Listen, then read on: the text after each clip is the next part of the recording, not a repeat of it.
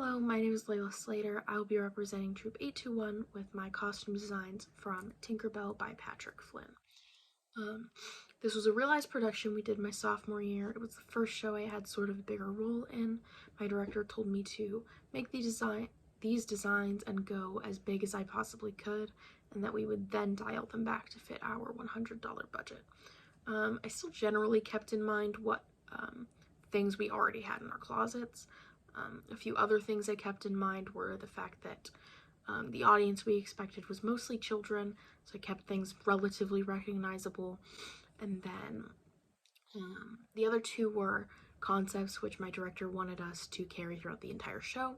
So we have this beautiful abstract spirally representation of Neverland, which we used a lot in our set, and then this idea of a more adult or industrialized world with the pirates clashing with a more natural or magical one with everyone else in Neverland.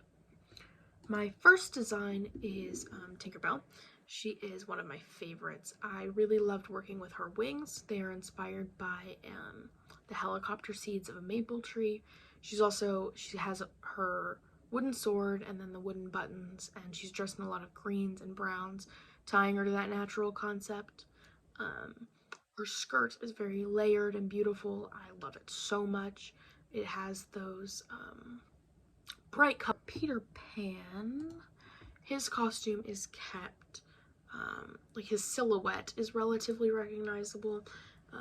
His shirt falls into the shape of a maple leaf, tying him back to Tinkerbell and her wings.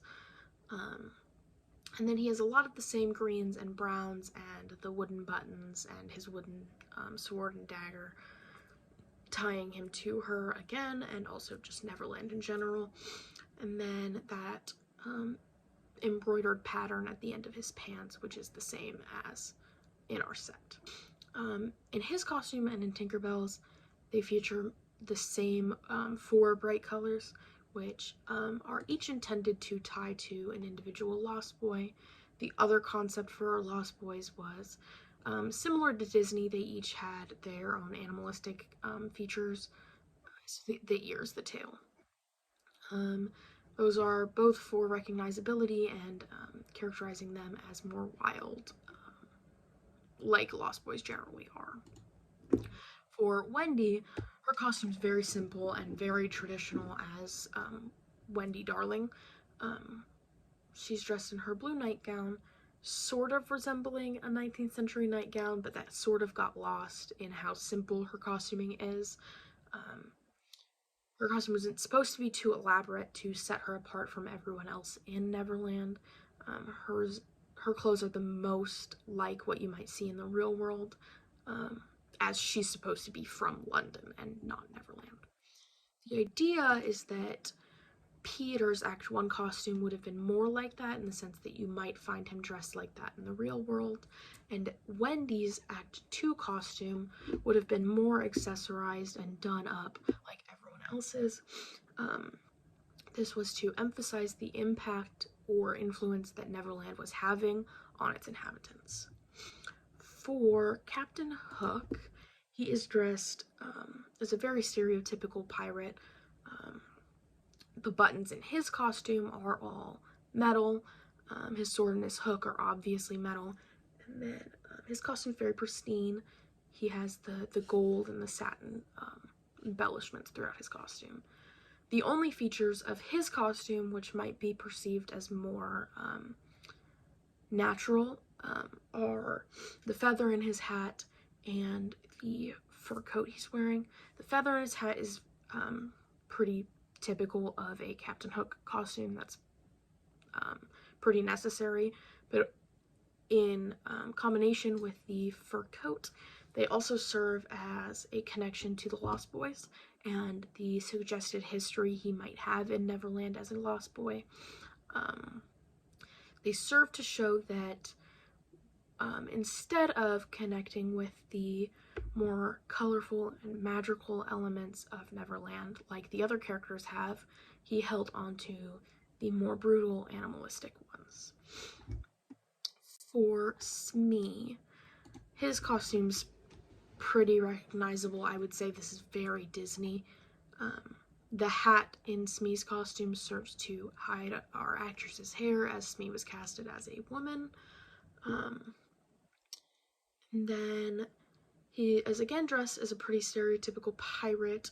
His sword, however, is very rusty and his pants have patches, which isn't unlike a pirate, but in comparison with Hook's costume, among the rest of the pirates, he's pretty shabby, which furthers the characterization of Hook as someone pretty vain who cares a lot more about his own image than that of his team's. What's fun about Smee is that the buttons in his costume are both metal and wooden, and then the patches on his pants both come from fabrics from Hook's costume and Tinkerbell's. For Smee, this sort of shows us that he's a lot more connected to that childlike, fun aspect of Neverland than Hook is. And it sets up the idea that he might have a relationship with those other characters that Hook does not.